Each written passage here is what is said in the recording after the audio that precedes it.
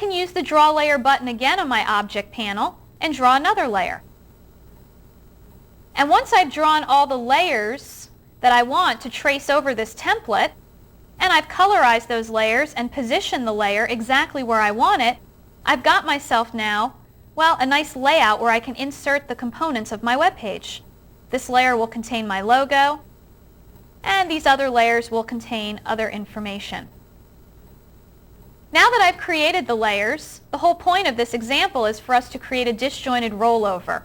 So in this layer, I'm going to go ahead and insert an image. This will be our what's called event area, the image the user will mouse over to get our disjointed rollover. So let's go into the Insert menu and choose Image, and let's go ahead and get a hold of our button that we want somebody to put their mouse over to trigger the rollover. That would be this image right here. We'll save it to our Images folder.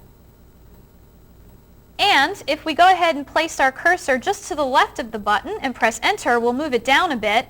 Now, inside of this layer, we have our event area, the original image. Now all that's left to do is set up where we want our disjointed rollover to appear. So I'm going to draw another layer using my Objects panel. And when somebody rolls their mouse over this button, we'll create a layer here that will contain some information that will appear.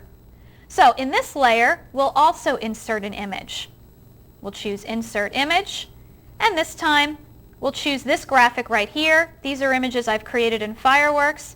Now I'll simply select it, copy it to my Images folder, and place it in this layer. So the whole point here is that when somebody rolls their mouse over this button, this information will appear.